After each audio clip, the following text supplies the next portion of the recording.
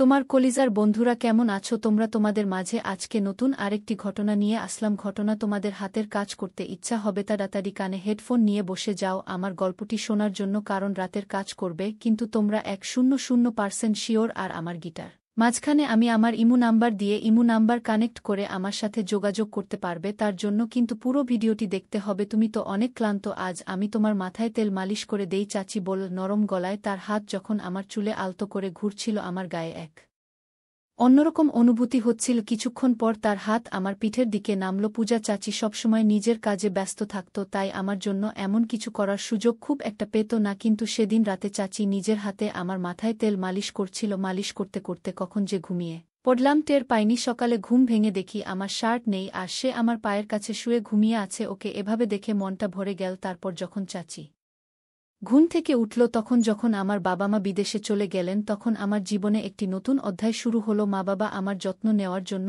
আমার চাচিকে আমাদের বাড়িতে থাকতে বললেন। চাচি, যার নাম পূজা, বয়সে প্রায় 40 এর কাছাকাছি ছিলেন। বয়স হলেও তার ব্যক্তিত্ব ও রুচিশীলতা ছিল মনোমুগ্ধকর। তার চালচলন, হাসি আর কথার ধরন সবকিছুই একেবারে আকর্ষণীয় ছিল। আমি তার দিকে মুগ্ধ হয়ে তাকিয়ে থাকতাম। সত্যি বলতে চাচি ছিলেন সত্যিই আকর্ষণীয়। তার মুখে সবসময় এক ধরনের অদ্ভুত হাসি লেগেই থাকত, আর চাচি যে আমার যত্ন নিতেন তা এক কথায় ছিল ভীষণ আলাদা। আমার প্রতি তার এমন একটি ভাবনা ছিল যেন আমি এখনও সেই ছোট্ট শিশু যে প্রতিটি প্রয়োজনের জন্য অন্যের উপর নির্ভরশীল। তিনি আমার খাবার দাবার থেকে পোশাক পরিচ্ছদ সবকিছুতেই নজর রাখতেন, যেন আমার প্রতিটি ছোট বড় দায়িত্ব তারই ওপর। অনেক সময় তার এই অতিরিক্ত যত্ন আমার মনে প্রশ্ন জাগাত, কিন্তু সত্যি বলতে এর মধ্যে এক ধরনের স্বস্তি খুঁজে পেতাম। সকালে তিনি যখন আমাকে গোসল করার কথা বলতেন, তার কণ্ঠে এক আলাদা ভাব থাকত। বারবার তিনি নিজেই আমাকে গোসল করাতে চাইতেন, যেন বুঝতেই চাইতেন না যে আমি এখন বড় হয়েছি। বন্ধুরা, আজকের গল্পটা অনেক বেশি স্পেশাল, তাই কেউ মিস করো না। আর বদবকগুলো ভালো লাগলে ভিডিওটি লাইক, শেয়ার এবং চ্যানেলটি সাবস্ক্রাইব করো প্লিজ। একদিন চাচি আমাকে বললেন, তুমি ছোটবেলায় কতবার আমার কাঁধে উঠে খেলতে। আমি একটু লজ্জায় পড়ে চাচিকে বললাম, চাচি আমাকে এভাবে লজ্জা দিও না। কিন্তু তিনি থামলেন না এবং গোসলের সময় আমার দিকে তাকিয়ে রইলেন। আমার নাম কুনাল আর আমার বয়স এখন 20 বছর। ছোট থেকে শুনে আসছি যে মায়ের পরেই চাচি ঠিক মায়ের মতো। এই কথাগুলো বরাবরই আমার মনে একটা প্রশ্নের জন্ম দিত, সত্যিই কি চাচি এতটা গুরুত্বপূর্ণ? তবে কখনো ভাবিনি যে চাচি আর আমার মধ্যে এমন কিছু ঘটবে যা আমি কল্পনাও করিনি। যিনি ছোটবেলায় আমার এত যত্ন নিয়েছেন, তার দৃষ্টিভঙ্গি কখন যে এতটা বদলে যাবে বুঝতেই পারিনি। একবার আমার বাবা মা 2 মাসের জন্য বিদেশে গিয়েছিলেন। মা বাড়ির দেখাশোনার জন্য একজন সহকারী পাঠিয়েছিলেন। পরদিন সকালে যখন ঘুম থেকে উঠলাম, তখন হঠাৎ দরজার ঘণ্টা বাজল। যেহেতু মা বাবা বিদেশে ছিলেন, তাই ভাবলাম হয়তো কেউ এসেছেন। দরজা খুলতেই সামনে দাঁড়িয়েছিলেন এক লম্বা সুন্দরী এবং আত্মবিশ্বাসী মহিলা। তার চোখে ছিল এক ধরনের ঝলক আর তার মুখে ছিল মৃদু হাসি। তিনি হাসতে হাসতে বললেন, এই বাড়িতে একজন কাজের মহিলার দরকার ছিল, তাই না? আমি তাকে মনোযোগ দিয়ে দেখলাম এবং বললাম, হ্যাঁ, সম্ভবত আমার মা আপনাকে ডেকেছেন। তারপর তাকে বাড়ির ভেতরে নিয়ে এলাম।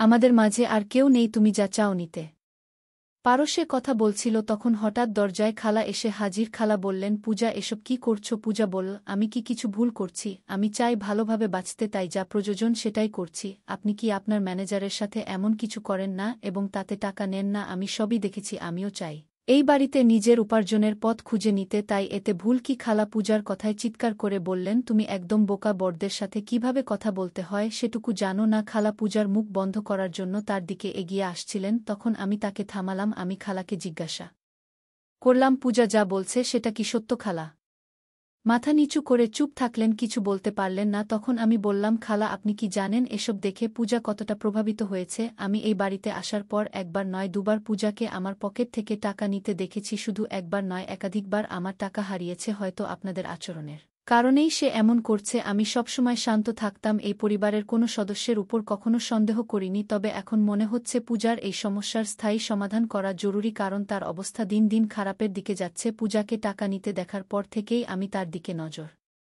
রাখছিলাম। সে এখন আমার সামনে আর টাকার জন্য চেষ্টা করতে পারছে না, তবে জানতাম না সে এমন কোনো পথ বেছে নেবে। এবার সত্যিটা বলুন, খালু যখন বাইরে থাকেন তখন আপনারা দুজন কি করেন? আমার প্রশ্নে খালা কেঁদে ফেললেন এবং বললেন, দয়া করে শান্ত থাকো আর তোমার খালুকে এসব কিছু বলো না। আমি একবার কোম্পানির এক সহকর্মীকে কাজে সাহায্য করতে গিয়েছিলাম, তারপর থেকে তার নজর আমার দিকে পড়ে এবং আমাদের মধ্যে সম্পর্ক তৈরি হয়। এই সম্পর্ক শুধুই টাকার কারণে। তোমার খালুর কাছে টাকা থাকলেও তিনি আমাদের ঠিকমতো খুশি রাখতে পারেন না, এমনকি নিজের প্রয়োজনেরও খেয়াল রাখেন না। তাই কোম্পানির জানে যার থেকে যে অর্থ পায় তা দিয়ে আমি আর পূজার প্রয়োজন মেটাই। তোমার খালুর শহরে আরেকটি বড় বাড়ি আছে, তবে সেটি ভাড়া দিয়ে তিনি কিছু আয় করেন। খালা বললেন, তোমার খালুর সাশ্রয়ী মনোভাবের কারণে আমাদের এমন ছোট্ট একটি ঘরে মানিয়ে নিতে হয়েছে, এতে আমাদের জীবন কঠিন হয়ে উঠেছে। তবে এখন আমার ভুল বুঝতে পেরেছি। তারপর খালা পূজার দিকে তাকিয়ে বললেন, পূজা আমাকে ক্ষমা করো, আমি আজ থেকে চাকরি আর ম্যানেজারের সাথে সম্পর্ক ছেড়ে দেব। পূজা বলল, মা আমি ইচ্ছে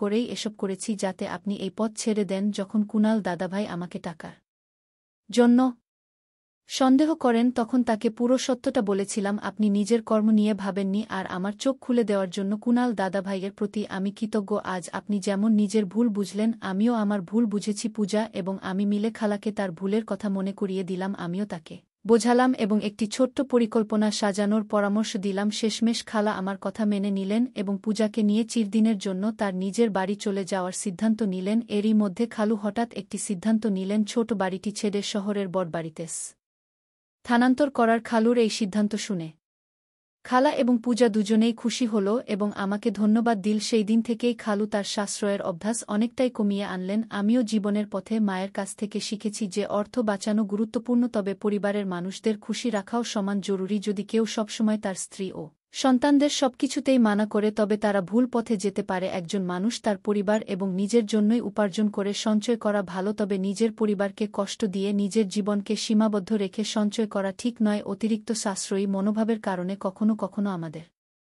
পরিবারের কেউ দুর্ভাগ্যের মুখোমুখি হতে পারে। তাই টাকা জমাতে হবে, তবে এতটাই যেন আমরা আমাদের জীবন উপভোগ করতে না ভুলে যাই। পরিবারকে ভালো রাখার জন্য টাকা জমানো প্রয়োজন, তবে পরিবারের সদস্যদের প্রতি যত্ন ও খুশির বিশ্বাসটি ত্যাগ করা ঠিক নয়। যদি পরিবারের সঙ্গে যুক্ত কেউ অতিরিক্ত সাশ্রয়ী হয় তবে এর নেতিবাচক প্রভাব হতে পারে। অর্থ জমানোর সাথে সাথে পরিবারের সদস্যদের চাহিদা এবং মানসিক অবস্থার প্রতিও যত্ন নেওয়া জরুরি। পারিবারিক সমস্যাগুলি সময়মতো আলোচনা করে সমাধান করা প্রয়োজন। যদি খালা এবং পূজার মধ্যে কথোপকথন না হয় তাহলে সমস্যাগুলি আরও জটিল হয়ে উঠত। এতে অপরের কথা শোনা, ভুল বোঝাবুঝি দূর করা এবং সমস্যা নিয়ে খোলামেলা আলোচনা করা অনেক ক্ষেত্রে সমাধানের পথ খুলে। একজন মানুষ তার পরিবারের জন্যই পরিশ্রম করেন, তাই তাদের সুখ ও সন্তুষ্টি নিশ্চিত করাও তার দায়িত্ব। পরিবারের চাহিদা পূরণে সচেতন না হলে সদস্যদের মাঝে অসন্তোষ জন্মাতে পারে এবং তারা ভুল পথে যেতে পারে। গল্পের শেষে খালা ও খালু তাদের ভুল বুঝতে পেরে পরিবর্তনের সিদ্ধান্ত নেন। আমাদের জীবনেও অনেক সময় ভুল হতে পারে, তবে সেগুলো থেকে শিক্ষা নিয়ে সম্পর্কগুলো আরও মজবুত করে তুলতে হবে। গল্পটি আমাদের শেখায় সমস্যাগ্রস্ত কাউকে সহানুভূতির